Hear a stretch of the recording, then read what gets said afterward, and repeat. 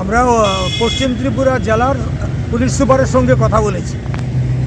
একটা গুরুতর বিষয়, মোহনপুরে যা চলছে, আইন শৃঙ্খলা বলতে নেই, মানুষকে মারধর করা, আক্রমণ করা, বাড়িঘরে হামলা করা, মিথ্যা মামলা দিয়ে ধরিয়ে দেওয়া, এই বিষয়গুলো চলছে।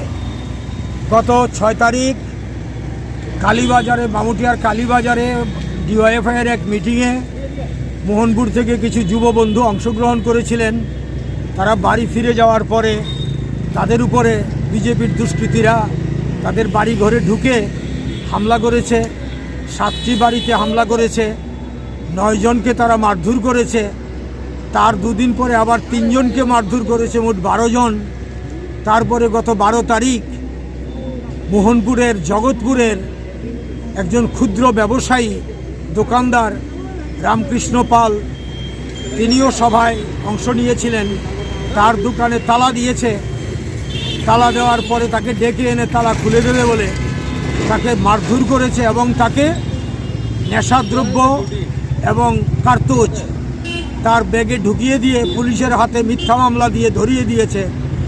এর বিরুদ্ধে আমরা এসপি সাহেবের কাছে আমরা অভিযোগ জানিয়েছি এবং অবিলম্বে প্রকৃত দোষী যারা বিজেপি দুষ্কৃতীরা, এই যে কয়েকদিন ধরে 6 তারিখ থেকে 5 তারিখ থেকে কার্যত, কারণ নরসিংগড়ের অনঙ্গনগরে বোমা নিক্ষেপ করেছে এক বাড়িতে, আমাদের কর্মীর বাড়িতে 5 তারিখ, তপনশীলের বাড়িতে।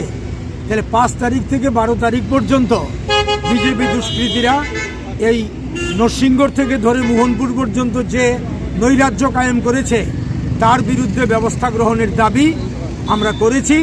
এসপি সাহেব কথা দিয়েছেন, ব্যবস্থা নেবেন, দেখবেন, এই আশ্বাস তিনি আমাদের দিয়েছেন।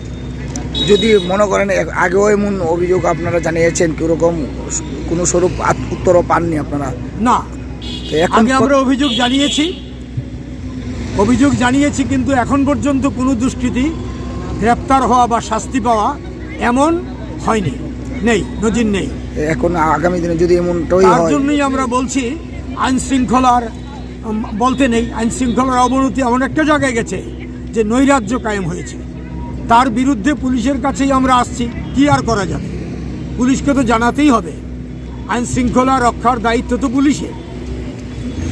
পুলিশের কাছে তো জানাতেই হবে।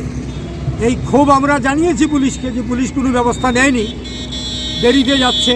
এ নিয়ে রাস্তায় কোনো আন্দোলন সূচি করবেন, কোনো আন্দোলন কর্মসূচি হাতে নেবেন? প্রতিনিয়ত করছি আমরা, এই ইস্যুতেও আমরা করেছি। আমরা অপেক্ষা করব, দেখব পুলিশ কি করে। যথাসময়ে আমরা আন্দোলন কর্মসূচি আবার নেব।